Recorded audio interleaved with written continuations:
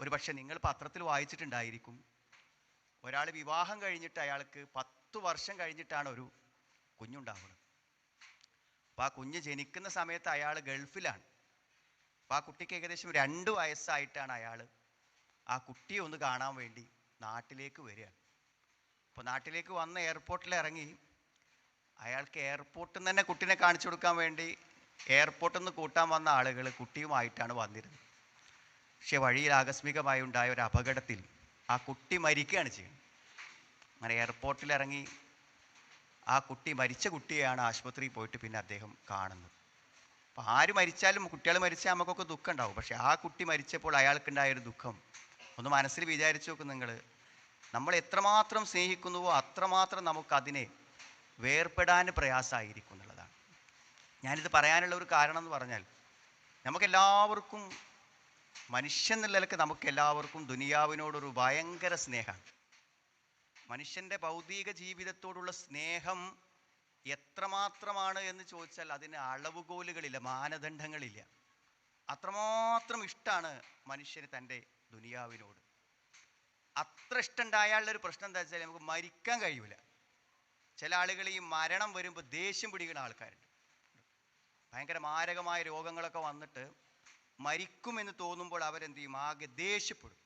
എല്ലാറ്റിനോടും ഭയങ്കരമായ ദേഷ്യവും പ്രതിഷേധവുമായി. എത്രമാത്രം വെച്ചാൽ നമ്മളൊക്കെ ഇപ്പോൾ മരിക്കുമ്പോൾ എൻ്റെ ഒരു കുട്ടിനെ കാണണം, അല്ലെങ്കിൽ ഒരു പേരക്കുട്ടിനെ കാണണം എന്നൊക്കെ പറയാം. ഇങ്ങനത്തെ ആളുകൾ എന്താ പറയാ അറിയോ? നിങ്ങൾ എനിക്ക് കാണണ്ട, എൻ്റെ മുന്നിൽ കൊണ്ടുവരണ്ട അറിയും. എന്താ പറയാൻ കാരണം എന്ന് വെച്ചാൽ അവർക്ക് പ്രതിഷേധമാണ്. ഇതൊക്കെ ഇട്ടെറിഞ്ഞ് പോകുന്നതിൻ്റെ അതിശക്തമായ പ്രതിഷേധം. അപ്പോൾ വല്ലാതെ ദുനിയാവിനെ സ്നേഹിച്ച്, അതുകൊണ്ടാണ് ഇസ്ലാമികമായ ഒരു കാഴ്ചപ്പാടിൽ നമ്മൾ ദുനിയാവിനെ സ്നേഹിക്കണതിന് പ്രശ്നമൊന്നുമില്ല. കാരണം നമ്മൾ അങ്ങനെയല്ലേ പ്രാർത്ഥിക്കൽ, റബ്ബന ആതിനാ ഫിദ്ദുനിയാ ഹസന വഫിൽ ആഖിറതി ഹസനതൻ വഖിനാ അദാബന്നാർ. ഒരു വിശ്വാസിയാന്ന് വിചാരിച്ചിട്ട് പരലോകത്തേക്ക് മാത്രം ഹസനത്ത് മതി എന്നല്ല, ദുനിയാവിൽ വേണമെന്നാണ്. നല്ല വീടും നല്ല സൗകര്യങ്ങളും നല്ല ഭക്ഷണവും, അതിനൊന്നും ഒരു പ്രശ്നമില്ല. അങ്ങനെ തന്നെയാണ് കഴിക്കേണ്ടത് എന്നാണ്. നിങ്ങൾക്കറിയാം, അൽ കഹ്ഫിൽ കാണാൻ പറ്റും. ആ 300 ചില്ലാനം കൊല്ലം ഉറങ്ങിയിട്ട് അവരെഴുന്നേറ്റും വരുമ്പോൾ അവർ ചോദിക്കുന്നത് അയ്യുഹും അസ്കാ ത്വആമെന്നാണ്. ആരാ നല്ല കുറച്ച് ഭക്ഷണം കൊണ്ടുവരാന്ന്? ഭക്ഷണമല്ല, അസ്കാ ത്വആമൻ. അതിൻ്റെ വ്യാഖ്യാനത്തിൽ കാണാം, തിന്നുമ്പോൾ നല്ലത് തിന്നോളിന്ന്. നല്ലത് ഉണ്ടാക്കി തിന്നോളിന്നാണ്.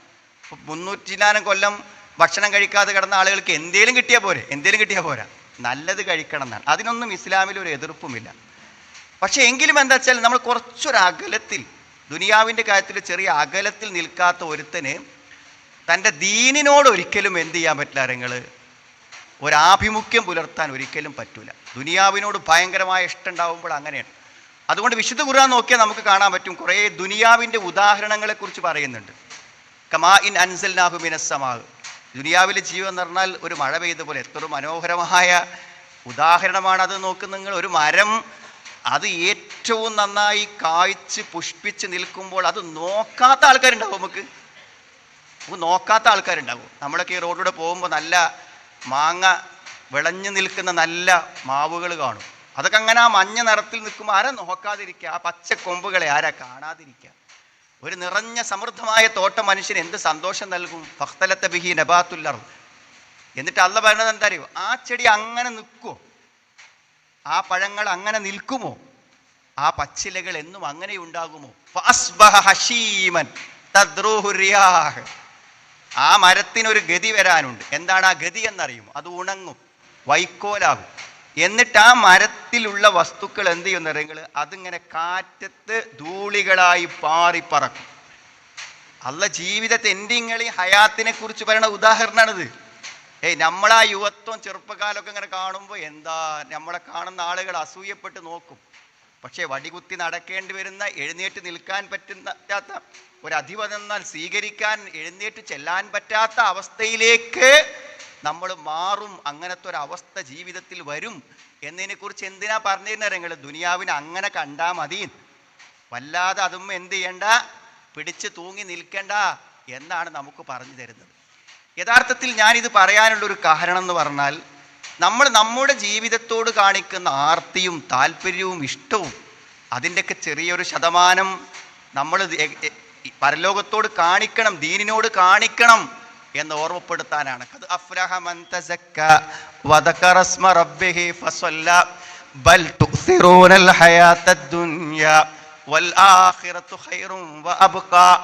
ഇഹലോകത്തെയാണ് അവർ തിരഞ്ഞെടുക്കുന്നത്, പക്ഷെ പരലോകമാണ് അവർക്ക് എന്നും അവശേഷിക്കുന്നത്, പരലോകമാണ് എന്നൊക്കെ ഖുർആൻ പല സ്ഥലങ്ങളിൽ പല രൂപത്തിൽ നമ്മളെ ഓർമ്മപ്പെടുത്തുന്നുണ്ട്. സുഹൃത്തുക്കളെ, ഇതായിരുന്നു സത്യത്തിൽ പ്രവാചകന്മാരുടെ മനസ്സ്.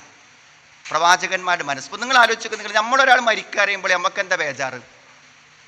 മരിക്കാന്ന് പറയുമ്പോൾ ഭൗതികമായി ചിന്തിക്കുന്ന ആളുകൾക്ക് എന്താ ബേജാറ്? നമ്മൾ ചിലപ്പോൾ ചില ആളുകളൊക്കെ രോഗ സന്ദർഭത്തിൽ സമാശ്വസിപ്പിക്കാൻ വേണ്ടി സംസാരിക്കും. അവർ പറയും, എനിക്ക് അങ്ങനത്തെ ഒരു ബേജാറൊന്നുമില്ല. എന്താ ബേജാറില്ലാത്ത? എൻ്റെ പെൺകുട്ടികളൊക്കെ കല്യാണം കഴിഞ്ഞു, അവരൊക്കെ കെട്ടിച്ച് പറഞ്ഞയച്ചു. എൻ്റെ ആൺകുട്ടികളൊക്കെ കല്യാണം കഴിച്ചു. ഇനിയിപ്പോൾ എന്താ? ഞാനിപ്പോൾ എൻ്റെ പെൻഷനും കൊണ്ട് ഇങ്ങനെ സമാധാനത്തോടു കൂടെ ജീവിച്ചു പോവുകയാണ്, എനിക്കിപ്പോൾ അങ്ങനത്തെ ഒരു പ്രശ്നമൊന്നുമില്ല എന്ന് പറയും. അപ്പോൾ മനുഷ്യനെ സംബന്ധിച്ചിടത്തോളം അവൻ്റെ മുന്നിലുള്ള കാര്യം എന്താണ്? ദുനിയാവിൽ ഇഹലോകത്ത് അവൻ്റെ കാര്യങ്ങൾ നിർവഹിച്ച് കഴിഞ്ഞോ എന്നതാണ് മരിക്കാനുള്ള ആളുകളുടെ തടസ്സം. ഇവിടുത്തെ കാര്യങ്ങളൊക്കെ ചെയ്ത് പൂർത്തിയാക്കാൻ എന്ത് ചെയ്യണം? എനിക്ക് ജീവിതത്തിൽ ആയുസ്സിൽ കഴിയണം എന്നാണ് എല്ലാവരും. അപ്പം മരിക്കാന്ന് പറയുമ്പോൾ വേറെ ബേജാറൊന്നും ഉണ്ടാവില്ല. ഞാൻ നിങ്ങളുടെ മുന്നിൽ ഓതി വെച്ച ആയത്തൊരു പക്ഷേ നിങ്ങൾ ശ്രദ്ധിച്ചിട്ടുണ്ടാവും. ഖുറാൻ ക്ലാസ്സും ഖുറാൻ ലേണിംഗ് ക്ലാസ്സും ഒക്കെ പഠിക്കുമ്പോൾ ഖുറാനൊക്കെ നമ്മൾ ചിന്തിച്ച് ആലോചിച്ച് പഠിക്കുന്ന ആൾക്കാരാണ്. നോക്ക് നിങ്ങൾ, അവിടെ പ്രായമേറെയായി വാർദ്ധക്യമെത്തി മരണത്തെ മുഖാമുഖം കണ്ടു കിടക്കുന്ന ഒരു വൃദ്ധനായ പ്രവാചകനെ കുറിച്ചാണ് പറയുന്നത്. ആ പ്രവാചകൻ ആരാണ്? സക്കരിയ നബി അലൈഹിസ്സലാം. അദ്ദേഹം മരിക്കാൻ കിടക്കുകയാണ്. മരിക്കാൻ കിടക്കുമ്പോൾ എന്താണ് അദ്ദേഹത്തിൻ്റെ ആഗ്രഹം? എന്താ സുഹൃത്തുക്കളെ മരിക്കാൻ കിടക്കുമ്പോൾ അദ്ദേഹത്തിൻ്റെ ആഗ്രഹം? ഞാൻ പറഞ്ഞത്, വിശ്വാസം മനസ്സിൽ ഉറക്കുമ്പോൾ, പരലോകം പ്രധാന വിഷയമാകുമ്പോൾ മനുഷ്യനുണ്ടാവേണ്ട ആഗ്രഹങ്ങളുടെ സ്വഭാവങ്ങൾ മാറും, സ്വപ്നങ്ങൾ മാറും, പ്രതീക്ഷകൾ മാറും. എന്താ അദ്ദേഹത്തിൻ്റെ ആഗ്രഹം? വാർദ്ധക്യത്തിൽ ഇങ്ങനെ ഒരു മുടി പോലും നിരക്കാൻ ബാക്കിയില്ലാതെ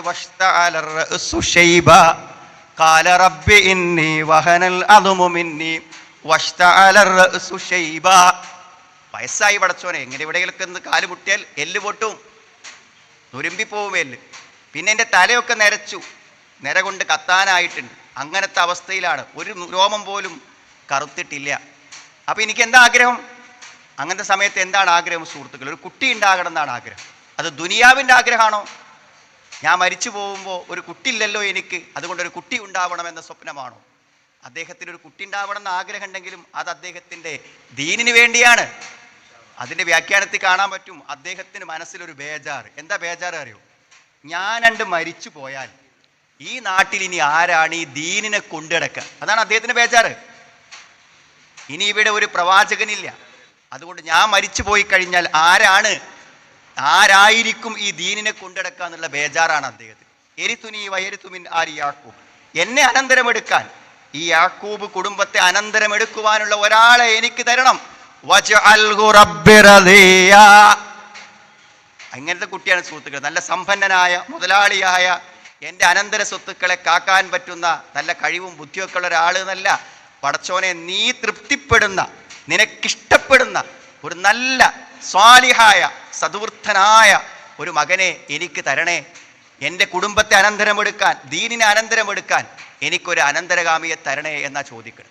സുഹൃത്തുക്കളെ, ഇതൊരു പ്രധാന കാര്യമാണ്. പ്രസംഗിക്കുമ്പോൾ എന്തെങ്കിലും പറയണം എന്ന് വിചാരിച്ച് ഞാൻ വേണതല്ല. ഞാൻ ഈ ഒരു സ്ഥാപനത്തിൻ്റെ വാർഷികം എന്ന നിലക്ക് നല്ലവണ്ണം ആലോചിച്ചും ചിന്തിച്ചുമാണ് പറയുന്നത്.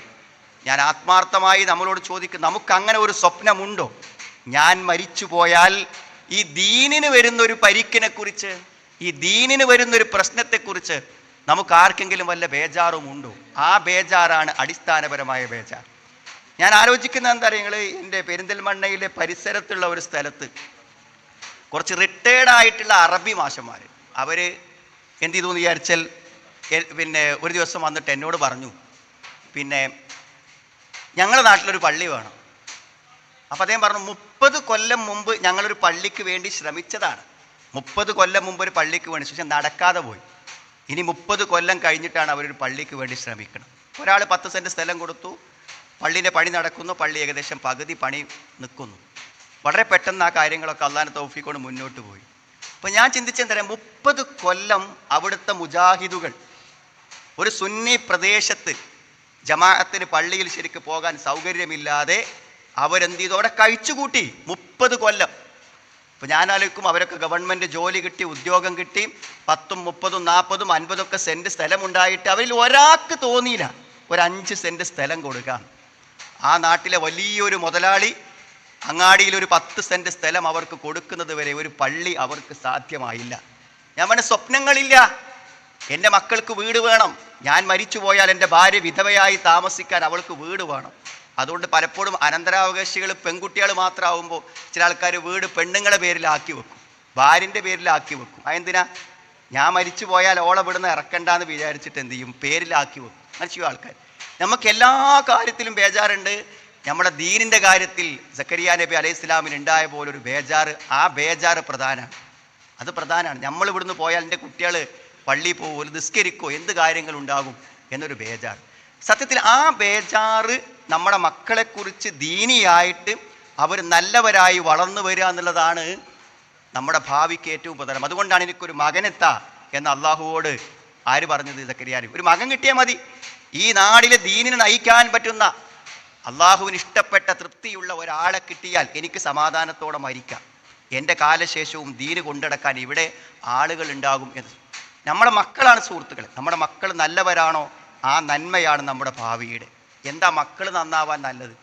ഞാൻ എപ്പോഴും ചിന്തിക്കുന്ന ഒരു കാര്യമാണ്, ഈ കുട്ടികളെ ഈ കൗൺസിലിങ്ങിനൊക്കെ വേണ്ടി കൊണ്ടുവരുമ്പോൾ കൂടെ വരുന്ന രക്ഷിതാക്കളെ നമ്മൾ നോക്കും. കൂടെ വരുന്ന അമ്മാക്കോ വാപ്പാക്കോ ദീനിൻ്റെ ഒരടയാളം പോലും ഉണ്ടാവില്ല. അപ്പോൾ കുട്ടികൾ കേടുന്നത് എന്തുകൊണ്ടാണ്? കുട്ടികൾ കേട് വന്നത് എന്തുകൊണ്ട്? കുട്ടികൾ കേട് വരുന്നത് എന്തുകൊണ്ടാണെന്ന് ചോദിച്ചാൽ, ആ കുട്ടികൾക്ക് ദീനിനോട് മതിപ്പുണ്ടാകുന്ന ഒരു ജീവിതം മാതാപിതാക്കൾ എന്ത് ചെയ്യണം? ഉണ്ടാവണം. അപ്പോൾ ഇന്നിപ്പോൾ നിങ്ങളുടെ കൂട്ടിൽ ചെറിയ കുട്ടി ചോദിക്കണം, ഒരു പേരക്കുട്ടി ചോദിക്കണം, വല്യപ്പ എങ്ങോട്ട് പോയതാ? അതിന്നേ അവിടെ നമ്മുടെ ദാറുൽ ഖുർആൻ്റെ ഒരു വാർഷിക പരിപാടി ഉണ്ട്, അത് നിങ്ങളിവിടെ പോന്നാലല്ലേ പറയുള്ളൂ, അല്ലെങ്കിൽ പറയും. അപ്പോൾ ആ കുട്ടിൻ്റെ മനസ്സിൽ എന്താണ് ഇപ്പോൾ അവിടെ പോകേണ്ട കാര്യം, എന്താണ് ഇപ്പോൾ ആ സ്ഥാപനം, എന്താണത്? ഇതൊക്കെ അനേക തവണ പലതും കേട്ടാണ് ആ മനസ്സുണ്ടാവുന്നത്. ഇന്നലെ ഓർഫൻ കെയറിൻ്റെ പ്രോഗ്രാമിൽ കുറേ സഹോദരിമാർ വന്നിട്ടുണ്ട്. ചില ആൾക്കാർ നിക്കാബൊക്കെ ഇട്ട് വന്നു, ചില ആൾക്കാർക്ക് തലയിൽ തട്ടവും കൂടി ഇല്ല.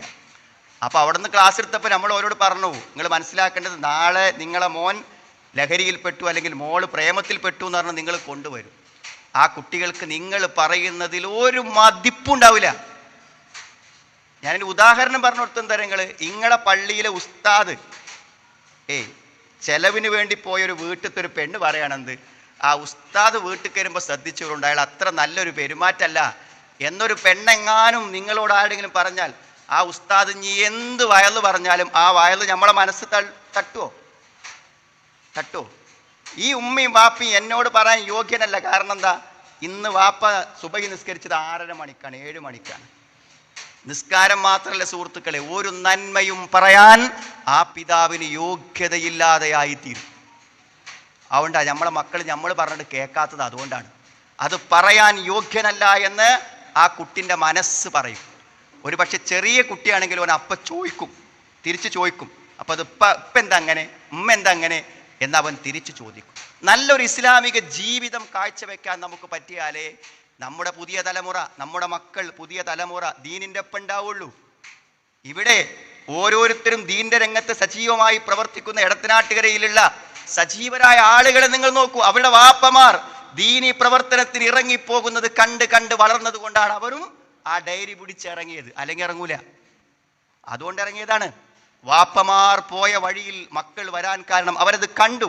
എങ്ങടാ പോണത്? വാപ്പ യോഗത്തിന് പോവുക, സമ്മേളനത്തിന് പോവുകയാണ്, പരിപാടിക്ക് പോവുകയാണ്, വയലിന് പോവുകയാണ്. ഇത് കേട്ട് വളർന്നതാണ്. നമ്മൾ മാറണം. അതൊക്കെ ആരെങ്കിലും കൊണ്ടടക്കുമെന്ന് വിചാരിക്കണ്ട. നിങ്ങൾ ഈ സ്ഥാപനത്തിനോട് ആത്മാർത്ഥത പുലർത്തിയാൽ നാളെ നിങ്ങളുടെ മക്കൾ ഈ സ്ഥാപനത്തിനോട് ആത്മാർത്ഥത പുലർത്തും. നമ്മൾ പള്ളിയിൽ 5 വക്തിനും ജമാഅത്ത് പോയാൽ നമ്മുടെ മക്കൾ ജമാഅത്തിന് പോയില്ലെങ്കിലും നിസ്കരിക്കെങ്കിലും ചെയ്യും, മിനിമം അവിടേക്കെങ്കിലും എത്തും. അതുകൊണ്ട് സുഹൃത്തുക്കളെ, പുതിയ തലമുറ നന്നായി വരാനുള്ള ഒന്നാമത്തെ പരിഹാരം നമ്മൾ അവരാവാൻ ആഗ്രഹിക്കുന്ന രൂപത്തിൽ നമ്മൾ ജീവിക്കുക എന്നുള്ളതാണ് ഒന്നാമത്തെ പരിഹാരം. അപ്പോൾ ആൾക്കാർ ചോദിക്കും, ഇങ്ങനെയൊക്കെ നമ്മൾ വളർത്തിക്കൊണ്ട് വന്നിട്ടും കുട്ടികൾ പഴച്ചു പോകണില്ലേ? ഇപ്പം എന്നോട് കഴിഞ്ഞ ദിവസം ഒരാൾ പറഞ്ഞു, മോനൊരു കൗൺസിലിംഗ് വേണം. അപ്പോൾ എന്താ ചോദിച്ചപ്പോഴോ പറഞ്ഞത് എന്താ അറിയോ? അദ്ദേഹം പറഞ്ഞത്, നമ്മളെ അന്ന് പഴയ കാലത്തുള്ള മുജാഹിദ് പ്രസ്ഥാനത്തിൻ്റെ ബാലവേദിയിൽ പോലും അവനെ ഞാൻ പങ്കെടുപ്പിച്ചിട്ടുണ്ട്, മദ്രസിൽ അവനെ ഞാൻ പഠിപ്പിച്ചിട്ടുണ്ട്, എല്ലാ ക്ലാസ്സിനും ഞാൻ കൊണ്ടുപോയിട്ടുണ്ട്. അപ്പം അങ്ങനെയൊക്കെ ആയാലും കുട്ടികൾ കേടി വരും എന്നാ ചോദിക്കണത്. അപ്പോൾ അതിൻ്റെ ഉത്തരം അയാൾ തന്നെ പറഞ്ഞു. ഇങ്ങനെയൊക്കെ വളർത്തിയിട്ടും എന്തേ മകൻ ഇങ്ങനെ ഒരു കൗൺസിലിങ്ങിന് കൊണ്ടുപോയി പറഞ്ഞ് നന്നാക്കാൻ മാത്രം എന്തേ പ്രശ്നം? അതിൻ്റെ മറുപടി അയാൾ പറഞ്ഞു, ഓൻ വലിയ ആഗ്രഹം പറഞ്ഞു, ഓന് പഠിക്കാൻ എന്ത് ചെയ്യണം, ഔട്ട് ഓഫ് സ്റ്റേറ്റ് പോകണം. അങ്ങനെ ഞാൻ ഓനെ ബാംഗ്ലൂർ കൊണ്ടിച്ച് നോക്കുമ്പോൾ 1ഉം 2ഉം കേസല്ല. കയ്യോടെ ഓനെ പിടിച്ചു കൊണ്ടുവന്ന് വീട്ടിലിരുത്തിക്കണം. ഇനി എന്താ, ആ കോളേജിക്ക് പറഞ്ഞേക്കാൻ പറ്റില്ല, ഇനി ഏത് കോളേജിക്കാണ് വിടുക? എന്താ ചെയ്യുക? നാട്ടുകാരോട് എന്താ മറുപടി പറയാ? അപ്പോൾ എവിടെ പിഴച്ചു? നമ്മുടെ കുട്ടികൾക്ക് നല്ലൊരു സാഹചര്യമില്ല. അവരെവിടെ പഠിപ്പിക്കണം, എവിടെ കൊണ്ടുപോയി ആക്കണം, അതിന് പറ്റിയ സ്ഥലമില്ല. അവർ പറയുന്നിടത്ത് കൊണ്ടുപോയി ആക്കിയാൽ അങ്ങനെയാണ്. ഇപ്പോൾ SLC കഴിഞ്ഞു ഇങ്ങനത്തെ ഒരു കോളേജിൻ്റെ പരസ്യം വന്നാൽ ആളില്ല. എന്താ ആളില്ലാത്തത്? മക്കൾ പറയില്ലല്ലോ. ഞാൻ ദാറുൽ ഖുർആൻ അറബി കോളേജ് പഠിച്ചോളാന്ന് ഏതെങ്കിലും മക്കൾ പറയോ? വളരെ അപൂർവം കുട്ടികൾ പറഞ്ഞേക്കും, ബാക്കിയുള്ളവർ പറയില്ല. അതെന്താണ്? അവരുടെ മനസ്സിലെ സ്വപ്നങ്ങൾക്കനുസരിച്ച് നമ്മൾ ഓരോ കൊണ്ടുപോയാൽ എവിടേക്കാണ് എത്തുക? അതിന് മാറ്റങ്ങൾ വേണം. അപ്പോൾ സാഹചര്യങ്ങൾ നേരാക്കുക എന്നുള്ളതാണ് രണ്ടാമത്തെ മാർഗം. നല്ല കുടുംബത്തിൽ നല്ല വാപ്പക്കും നല്ല ഉസ്താദുമാർക്കുണ്ടായ മക്കളാണെങ്കിലും സാഹചര്യം മോശമാണെങ്കിൽ എന്ത് ചെയ്യും? പോകും. അതാണ് സുഹൃത്തുക്കളെ. മൂന്നാമത്തെ ഒരു കാര്യം എന്ന് പറഞ്ഞാൽ നമ്മുടെ മക്കൾ നല്ലവരായി വരാനുള്ള സാഹചര്യങ്ങൾ നമ്മുടെ നാട്ടിൽ ഉണ്ടാക്കുന്നതിൽ നമ്മൾ എന്ത് ചെയ്യണം? പരിശ്രമിക്കണം. ഇപ്പം നിങ്ങൾക്ക് എല്ലാവർക്കും അറിയാം, ഞാൻ പറയേണ്ട ഒരു കാര്യമല്ല.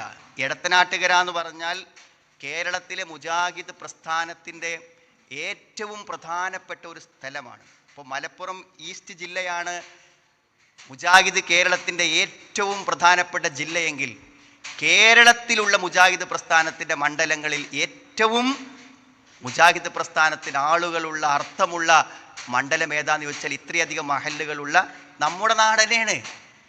മനസ്സിലായി? നമ്മുടെ നാടാണ്. ഞാനൊരു കുറ്റത്തിനും ഒന്നും പറയല്ല സഹോദരങ്ങളെ. ആലോചിക്കേണ്ടത്, നമ്മൾ പല ശ്രമങ്ങളും നമ്മുടെ പൂർവികന്മാർ ഇവിടെ നടത്തിയിട്ടുണ്ട്. നല്ല അറബി കോളേജുകളൊക്കെ ഉണ്ടാക്കാൻ ഇവിടെ ആളുകൾ പരിശ്രമിച്ചിട്ടുണ്ട്, ഇല്ല എന്ന് നമ്മൾ പറയണില്ല. പക്ഷേ എങ്കിൽ പോലും പലപ്പോഴും പുളിക്കൽ, അതേപോലെ തന്നെ എടവണ്ണ, അരീക്കോട് പോലുള്ള പ്രദേശങ്ങളെപ്പോലെ കേരളത്തിലെ മിക്കവാറും സ്ഥലങ്ങളിലേക്കെല്ലാം പ്രബോധകന്മാരെ നൽകാൻ പറ്റുന്ന രൂപത്തിലുള്ള ഒരു സ്ഥാപനം ഉയർന്നു വന്നിരുന്നില്ല. പക്ഷെ യഥാർത്ഥത്തിൽ അത്തരത്തിലുള്ള ഒരു വിടവ് നികത്താൻ പല കാരണങ്ങളെ കൊണ്ടും നമ്മുടെ ദാറുൽ ഖുർആന് പറ്റി. ഞാൻ പറഞ്ഞത്, ഒരു പള്ളി, ഒരു ചൊറുക്കിലൊരു പള്ളി, കയറി വന്നാൽ നിസ്കരിക്കാൻ തോന്നുന്ന ചൊറുക്കിലൊരു പള്ളി വേണം എന്നൊരു സങ്കല്പം എടത്തനാട്ടുകരയിൽ ഉണ്ടാക്കിയത് ഒരു പക്ഷേ ദാറുൽ ഖുർആനാണെന്ന് പറയും. പള്ളി അങ്ങനെ കിടക്കും, അത് പണ്ട് കാരണന്മാരുണ്ടാക്കിയതിൻ്റെ ഒരു തുടർച്ചാ നിലക്ക് അങ്ങനെ വരും. നമ്മുടെ വീടുകളിൽ ടൈൽസ് വന്നു, മാർബിൾ വന്നു, നല്ല പെയിൻറ് വന്നു, AC വന്നു. അപ്പോഴൊക്കെയും നാട്ടിലത്തെ പള്ളി അങ്ങനെ തന്നെ കിടക്കുകയാണ് ചെയ്തിരുന്നത്. ഇന്നത് മാറി. എല്ലാ ആളുകളും പള്ളി പൊളിച്ച് മനോഹരമായ സൗധങ്ങളാക്കി ഉയർത്തിക്കൊണ്ടുവരികയാണ്. ഒരുപക്ഷെ അതിൻ്റെ തുടക്കം ദാറുൽ ഖുർആനാണ് എന്നാണ് എൻ്റെ ഒരു ധാരണ. എന്നെക്കാളും നിങ്ങൾക്കാണ് ഇവിടെ ഏറ്റവും അറിയുക.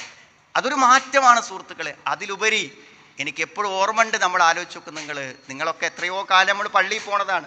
ഒരു ജമാഅത്ത് നമസ്കാരത്തിന് നമ്മൾ നിന്നാൽ ആ ഓത്തുകൊണ്ട് ഇടങ്ങാറാവും നമ്മൾ. മനസ്സിലായില്ലേ?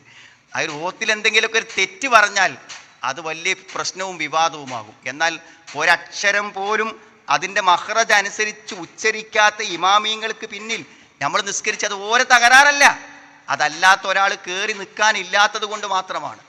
ആ സ്ഥാനത്ത് ഒരു വലിയ വിപ്ലവമല്ലേ സഹോദരങ്ങളെ നമ്മൾ ഉണ്ടാക്കിയത്? അത് ചെറിയ മാറ്റമല്ല. വിശുദ്ധ ഖുർആൻ 30 ജുസുവും മനഃപ്പാടമാക്കുന്ന മക്കൾ എടത്തനാട്ടുകരയിൽ നിന്ന് ജനിക്കാൻ തുടങ്ങി എന്നത് ഈ ഒരു പ്രബോധന ചരിത്രത്തിലെ ചെറിയ സംഭാവനയല്ല ദാറുൽ ഖുർആൻ ചെയ്ത സംഭാവന. ഇന്നത് കേരളത്തിലൊരു ട്രെൻഡായി മാറി. എല്ലാ സ്ഥലങ്ങളിലും ധാരാളക്കണക്കിന് ഹാഫിദുകൾ വന്നു. അതിൻ്റെ തുടക്ക കാലഘട്ടങ്ങളിൽ അതിനൊരു മാതൃകയായി മുന്നിൽ നിന്ന സ്ഥാപനമാണ് നമ്മുടെ സ്ഥാപനം. ഒരു പക്ഷേ ഞാൻ തന്നെ പലപ്പോഴും ചിന്തിച്ചിട്ടുണ്ട്, ഒരു അറബി കോളേജൊക്കെ നടത്തുക എന്ന് പറഞ്ഞാൽ അത്രയും ബുദ്ധിമുട്ടാണ്, മുന്നോട്ട് പോവില്ല. ഞാനൊരു അറബി കോളേജിൽ വർക്ക് ചെയ്യുന്നത് കൊണ്ട് എനിക്കറിയാൻ പറ്റും, അത്രയും പ്രയാസമാണ്. ഞാൻ പറയാ, സത്യത്തിൽ ഒരു 3000 ചില്ലാനം രൂപ ഹോസ്റ്റലിന് മാത്രം ഫീസ് വാങ്ങിയിട്ടും നല്ലൊരു ഭക്ഷണം കൊടുത്ത് കുട്ടികളെ നിർത്താൻ നമുക്ക് പറ്റണില്ല. ഒരു 3000-ലധികം രൂപ, 3500ഓളം രൂപ പൈസ വാങ്ങിയിട്ടും ഒരു കുട്ടിനെ ഹോസ്റ്റലിൽ നിർത്തി പഠിപ്പിക്കാൻ, അവന് ആവശ്യമായൊരു ഫുഡ് മര്യാദക്ക് കൊടുത്തു കൊണ്ടുപോകാൻ ഇന്നത്തെ ചെലവ് കൊണ്ട് പറ്റണില്ല. ഒരു 10,000 രൂപ ശരിക്കില്ലാതെ ഒരു കുട്ടിയുടെ ഒരു മാസത്തെ ചെലവ് ഒരിക്കലും നടന്നു പോവില്ല. ഞാൻ ആലോചിക്കുന്നു, ഒരു പക്ഷേ കേരളത്തിലെ മുജാഹിദുകളുടെ സംഭാവനകളിലെ ഏറ്റവും വലിയൊരു സംഭാവന ഇന്ന് നമ്മൾ കൊടുക്കുന്നത് ജാമിയക്കാണ്. ഒരു വർഷം നടത്തിപ്പോവാൻ എൻ്റെ അറിവ് പ്രകാരം ഏകദേശം 30 ലക്ഷത്തിലധികം രൂപ മാസത്തിൽ കൊടുത്തുകൊണ്ടാണ് നമ്മൾ പഠിപ്പിക്കുന്ന കുട്ടികളെ. അപ്പം അങ്ങനത്തെ ഒരു സ്ഥാപനം, അതിന് സമാനമായതല്ലെങ്കിലും അതിനോടൊപ്പം നിൽക്കാവുന്നൊരു സ്ഥാപനം ഇവിടെ നടത്തി നമ്മൾ മുന്നോട്ട് കൊണ്ടുപോകുന്നു.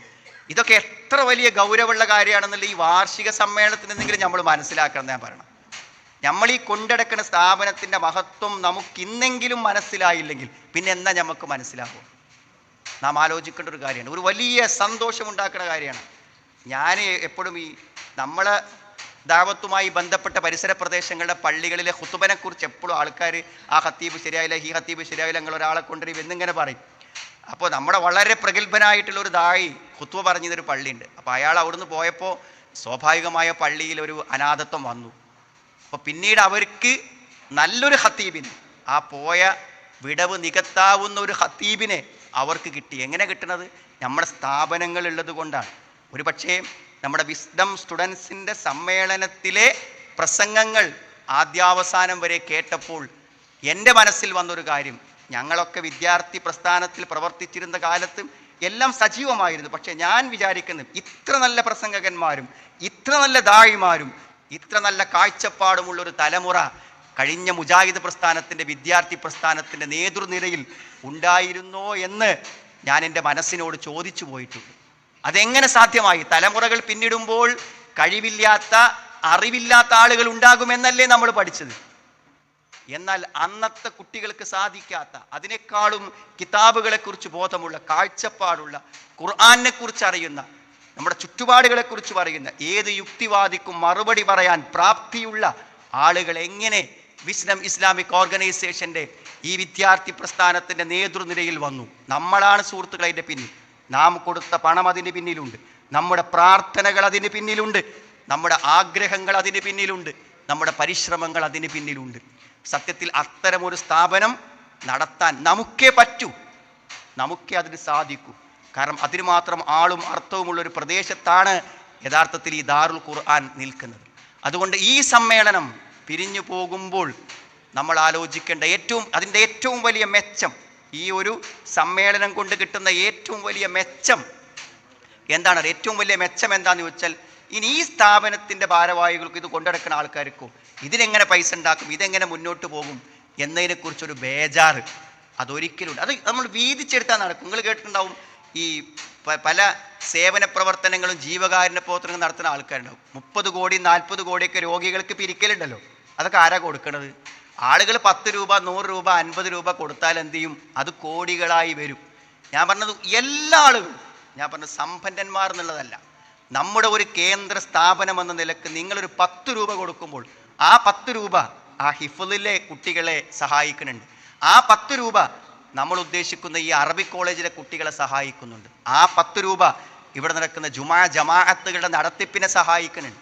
അങ്ങനെ നമുക്ക് കൊടുക്കാൻ പറ്റുന്ന ഒരു മഹത്തായ ഒരു സ്ഥാപനം നമ്മൾ നടത്തിക്കൊണ്ടുപോകുന്നു എന്നുള്ളത് നമുക്ക് സന്തോഷവും അഭിമാനവും നൽകുന്നതാണ്. ഞാൻ മനസ്സിലാക്കിയിടത്തോളം ഒരു 5000 രൂപ ഒരു കുട്ടിക്ക് ഒരു മാസത്തിൽ ചിലവ് വരുന്നു. എത്ര കുട്ടികൾ അവിടെ ഉണ്ടാവുക ആലോചിക്കുന്നത്? ഒരു അറബിക് കോളേജ് എന്ന് പറയുമ്പോൾ മാക്സിമം ഒരു ക്ലാസ്സിൽ എത്ര കുട്ടികൾ എടുക്കും? ഒരു 30 കുട്ടികളെയാണ് മാക്സിമം ഒരു ക്ലാസ്സിൽ. ഒരു 30 കുട്ടികളെ 30 ആളുകൾക്ക് അല്ല, ഒരു 300 ആളുകൾ വിചാരിച്ചാൽ സ്പോൺസർ ചെയ്യാവുന്ന കാര്യമേ ഉള്ളൂ. ഞാൻ പറഞ്ഞ അങ്ങനത്തെ ഒരു നമ്മുടെ സ്ഥാപനത്തിന് വേണ്ടി നമ്മുടെ ബൗണ്ടറിക്ക് അപ്പുറത്ത് പോയി കരശലെടുക്കേണ്ടാത്ത ഒരവസ്ഥ അത് നമുക്കുണ്ടാവാൻ യഥാർത്ഥത്തിൽ ഇത്തരം മഹാസമ്മേളനങ്ങളിൽ ഇതിൻ്റെ മഹത്വം മനസ്സിലാക്കി പെരുമാറാൻ നമുക്ക് കഴിയണം. അത്തരം സ്ഥാപനങ്ങളിലൂടെ നമ്മുടെ തലമുറകൾ, ഞാൻ പറഞ്ഞ നമ്മുടെ ഭാവിയിലെ കുട്ടികൾ നന്നായി വരും. അവർക്ക് നേതൃത്വം കൊടുക്കാനും അവർക്ക് മാതൃകയാകാനും നല്ല പുതിയ പണ്ഡിതന്മാരെയും പ്രസംഗകന്മാരെയും വാർത്തെടുക്കാൻ അതുകൊണ്ട് കഴിയും. ഞാൻ എപ്പോഴും ആലോചിക്കും, ഞാനും നമ്മുടെ അംസക്കുട്ടി സെൽഫിയൊക്കെ പഠിച്ച് ഞങ്ങൾ തിരൂരങ്ങാടിയിലാണ്. അപ്പോൾ അവിടെ ഒരു പൈസ പോലും നമ്മളാരും ഫീസ് കൊടുത്തിട്ടില്ല. ഒരു പൈസ പോലും ഫീസ് കൊടുത്തിട്ടില്ല. നിങ്ങളൊക്കെ വീട്ടിലെ ആൺകുട്ടികളല്ലേ? ഒരു 15-20 വയസ്സിലിടക്കുള്ള ആൺകുട്ടികൾ വീട്ടിലുള്ളവർക്ക് അറിയാം അതിൻ്റെ ചിലവ് എത്രയാണെന്ന് അറിയാം. ഒരു 2, 3, 4 കുട്ടികളുണ്ടെങ്കിൽ നമ്മുടെ വീട്ടിൽ ഭക്ഷണം ഉണ്ടാക്കുന്ന ചിലവ് തന്നെ എന്തായിരിക്കും? അത്യാവശ്യമായിരിക്കും. ആ സമയത്ത് 1500ഓളം വരുന്ന കുട്ടികളെ തീറ്റിപ്പോറ്റുന്ന ഒരു സ്ഥാപനത്തിലാണ് ഞങ്ങൾ മുതിർന്ന ആളുകൾ 15, 16 വയസ്സിന് മുകളിലുള്ള ചെറുപ്പക്കാരായ ആളുകളെ എന്ത് ചെയ്യണത്? ഭക്ഷണം കൊടുത്ത് ഒരു പൈസ പോലും വാങ്ങാതെ, ഒരു ട്യൂഷൻ ഫീസോ ഒന്നുമില്ല പഠിപ്പിക്കും. അതുകൊണ്ട് എന്താ നിങ്ങൾ നമ്മളെ മനസ്സിൽ എപ്പോഴും ഉള്ളതാണ്, ഒരു പ്രസംഗത്തിന് പോയി ആ പ്രസംഗം കഴിഞ്ഞ് ഇറങ്ങുമ്പോൾ ആ വന്ന വണ്ടിൻ്റെ ഒരു പെട്രോളിൻ്റെ ചാർജ് തരുമ്പോൾ പോലും മനസ്സിക്കൊരു ഒരു ഇടങ്ങേറാണ്. എന്ത് ആളുകൾ നാട്ടുകാർ പൈസ കൊടുത്ത് പഠിപ്പിച്ച ഒരു സ്ഥാപനത്തിൽ നിന്ന് അവിടുന്ന് ഡിഗ്രിയൊക്കെ വാങ്ങി പുറത്തിറങ്ങിയിട്ട് ഇതൊക്കെ നമ്മളൊരു വരുമാനമാക്കാൻ പറ്റുമോ എന്ന് പലപ്പോഴും നമ്മുടെയൊക്കെ മനസ്സാക്ഷി നമ്മളോട് എന്താകാറുണ്ട്, ചോദിക്കാറുണ്ട്. ഞാൻ ഉറച്ചു വിശ്വസിക്കുന്നു, നിങ്ങൾ നമ്മുടെ സ്ഥാപനത്തിറങ്ങുന്ന ആ പണ്ഡിതന്മാരുടെ മനസ്സിൽ അത് ഉണ്ടാകും. അവർ നാട്ടിലായാലും ഗൾഫിലായാലും സേവനം ചെയ്യുമ്പോൾ ഞങ്ങൾ കഴിച്ച ഭക്ഷണം ദീനിൻ്റെ പേരിൽ നാട്ടുകാർ തന്നതാണ് ആ പൈസ. അതുകൊണ്ട് തന്നെ ഞങ്ങൾക്ക് കടപ്പാടുണ്ട്. ഈ ഖുതുബക്ക് ഞാനൊരു ശമ്പളമായി പൈസ വാങ്ങാൻ പാടില്ല. ഈ ഒരു മദ്രസയിൽ എനിക്ക് പറ്റുമെങ്കിൽ ഞാൻ പഠിപ്പിക്കണം. കാരണം അവരെന്നെ വെറുതെ പഠിപ്പിച്ചത് അതിനു വേണ്ടിയാണ്. ഈ ചിന്ത നമ്മുടെ സ്ഥാപനങ്ങളിൽ നിന്ന് ഇറങ്ങുന്ന കുട്ടികൾക്കുണ്ടാകും. അത് ഒരു ദിവസമോ 2 ദിവസമോ അല്ല, മരിക്കുന്നത് വരെ. അതുകൊണ്ട് സുഹൃത്തുക്കളെ, നമ്മുടെ സംഭാവനകളെ കൊണ്ട് ഒരാൾ ദീനിൻ്റെ രംഗത്ത് പ്രവർത്തിക്കുന്നൊരവസ്ഥയുണ്ടായാൽ അത് നമുക്ക് ഇഹലോകത്തും പരലോകത്തും നിരന്തരമായി നന്മ വരുന്ന കാര്യമാണ്. ഞാൻ ദീർഘിച്ച് പറയുന്നില്ല. ഭൗതികമായ ജീവിതത്തിന് വേണ്ടി എത്ര പണം കൊടുക്കേണ്ടി വന്നാലും ആ ലക്ഷ്യങ്ങളെക്കുറിച്ച് നമ്മളൊന്നും ആലോചിക്കലില്ല. ദുനിയാവിന് വേണ്ടി ചെലവഴിച്ചതിനേക്കാളും ദീനിന് വേണ്ടി ചെലവഴിച്ചുകൊണ്ട് അള്ളാഹുവിലേക്ക് എത്താൻ നമ്മൾ ആഗ്രഹിച്ചാൽ, ആ ആഗ്രഹത്തിൻ്റെ ചെറിയൊരു ശതമാനം ഉണ്ടായാൽ പോലും നമ്മുടെ സ്ഥാപനങ്ങളും നമ്മുടെ ഈ കോളേജുകളൊക്കെ ഭംഗിയായി നടന്നു പോകും. ഞാൻ ദീർഘിപ്പിച്ച് പറയുന്നില്ല. ഈ വാർഷിക സമ്മേളനത്തിൻ്റെ ഏറ്റവും പ്രധാനം നമ്മൾ എത്ര നല്ലൊരു സ്ഥാപനമാണ് നടത്തുന്നത് എന്ന് ഈ സമ്മേളനത്തിന് വന്ന ഈ നാട്ടുകാരായ ആളുകൾക്ക് ബോധ്യപ്പെടുകയും ഇനി അതിനൊരു ബുദ്ധിമുട്ടില്ലാതെ അത് ഏറ്റെടുത്ത് മുന്നോട്ട് പോകാൻ തയ്യാറാവുകയും ചെയ്യുന്ന ഒരവസ്ഥയാണ് ഉണ്ടാവേണ്ടത്. പിന്നെ നമ്മുടെ വിസ്ഡം ഹൗസ് അതിൻ്റെ തറക്കല്ലിടൽ കർമ്മം നമ്മുടെ പ്രസിഡന്റ് PN നിർവഹിച്ചു. അതിനുശേഷം പല ആളുകളും, നമ്മൾ സാധാരണ ആലോചിക്കും ഒരു റെസിപ്റ്റൊക്കെ എടുത്തുങ്ങാട്ട് ഇറങ്ങിയിട്ട് ഏതെവിടെയാണ് കുറച്ച് സാമ്പത്തിക ശേഷിയുള്ളവരെന്ന് തിരയണമല്ല സാധാരണ. അതിൻ്റെ ഉദ്ഘാടനത്തിന് വേണ്ടി പറപ്പൂർ മൗലവി വന്നപ്പോൾ ഒരു കുട്ടി തൻ്റെ വാപ്പാൻ്റെ കയ്യിൽ കൊടുത്ത സംഭാവന, അതിന് എൻ്റെ വക സംഭാവന പിരിക്കാൻ തുടങ്ങിയിട്ടില്ല. ഒരു കുട്ടി വാപ്പാൻ്റെ അടുത്ത് കൊടുത്തയച്ചിരിക്കുകയാണ്. അതിനൊക്കെ എന്തെങ്കിലും എൻ്റെ വക കൊടുക്കേണ്ടത് നിങ്ങൾ കൊടുക്കണമെന്ന് പറഞ്ഞിട്ട് ഏൽപ്പിച്ചിരിക്കുകയാണ്. എങ്ങനെയാണ് അവിടേക്ക് പൈസ അയക്കേണ്ടത് എന്ന് നമ്മളോടൊക്കെ ചോദിച്ചുകൊണ്ടിരിക്കുന്നു. നമ്മൾ എന്താണ് ഈ മാറ്റം? ആളുകൾ ഓരോന്നിൻ്റെ പ്രാധാന്യം മനസ്സിലാക്കിയാൽ, ആ പ്രാധാന്യം മനസ്സിലാക്കുമ്പോൾ പിന്നെ നമ്മൾ ഒരിക്കലും അതിനു വേണ്ടി പോകേണ്ടി വരില്ല. ഞാനൊരു ഇതായിട്ട് പറയല്ല, ഈ പെരിന്തൽമണ്ണയിലെ പള്ളിയിൽ പലപ്പോഴും എനിക്ക് തോന്നാറുണ്ട്, പള്ളി നടത്തിപ്പിന് വേണ്ടി അവിടുത്തെ സക്കാത്തിൻ്റെ കാര്യങ്ങൾക്കോ അല്ലെങ്കിൽ ഓർഫൻ കെയറിൻ്റെ സാധനങ്ങൾക്കോ ഒരു മുതലാളിയുടെയോ ഒരു സമ്പന്നൻ്റെയോ വീട്ടിൽ ബെല്ലടിച്ച് ചെന്ന് നിങ്ങൾ എന്തെങ്കിലും ഒരു സഹായം ചെയ്യൂ എന്ന് പറയാതെയാണ് ആ സ്ഥാപനം നടന്നു പോകുന്നത്. അൽഹംദുലില്ലാ, വല്ലാത്തൊരു സന്തോഷമാണ്. ഒന്നും നമ്മൾ 200 ചില്ലാനം ഓർഫൻ കുട്ടികൾ അവിടെ ഉണ്ട്. ആരോടും ഒരു ഓർഫൻ കുട്ടിനെ സ്പോൺസർ ചെയ്യുമോ എന്ന് ഇന്നേ വരെ ചോദിച്ചിട്ടില്ല. സത്യമായിട്ടാണ് ഇവിടെ ചോദിച്ചിട്ടില്ല. ആ കുട്ടികളെ സ്പോൺസർ ചെയ്തതിൻ്റെ പൈസ അവിടെ എത്തിക്കും. അതെന്താ അത് ആരാണ് തരുന്നത് എന്ന് പോലും ആ കുട്ടികൾക്ക് അറിയില്ല. അങ്ങനെ നമ്മൾക്ക് പ്രതിഫലം കിട്ടണമെന്ന് വിചാരിച്ച് ഒരാൾ നമ്മളെ വീട്ടിലെത്തുന്നതിന് മുമ്പ് കൊണ്ടുപോയി കൊടുക്കാനുള്ള മനസ്സില്ലേ, ആ മനസ്സ് ഓരോ കാര്യങ്ങളുടെയും പ്രാധാന്യം മനസ്സിലാക്കുമ്പോൾ ഉണ്ടാവും. അതുകൊണ്ട് ഞാൻ വിശ്വസിക്കുന്നത്, നമ്മുടെ ഈ സ്ഥാപനം കണ്ണിറയെ കണ്ട് ഇവിടുത്തെ പ്രവർത്തനങ്ങൾ ബോധ്യപ്പെട്ട് ഈ വാർഷിക മഹാസമ്മേളനം കഴിഞ്ഞ് തിരിഞ്ഞു പോകുമ്പോൾ ഈ സ്ഥാപനം പിന്നെ നമ്മുടെ അടുക്കലേക്ക് വരാതെ തന്നെ നാം അതിനെ ഏറ്റെടുക്കുന്ന ഒരു സ്ഥിതിവിശേഷത്തിലേക്ക് അത് പരിവർത്തിക്കും. തീർച്ചയായും സുഹൃത്തുക്കളെ, അത് പരലോകത്തും കബറിലുമെല്ലാം നമുക്കേറെ ആശ്വാസവും സമാധാനവും നൽകുന്ന ഒരു സൽക്കർമ്മമായിരിക്കും.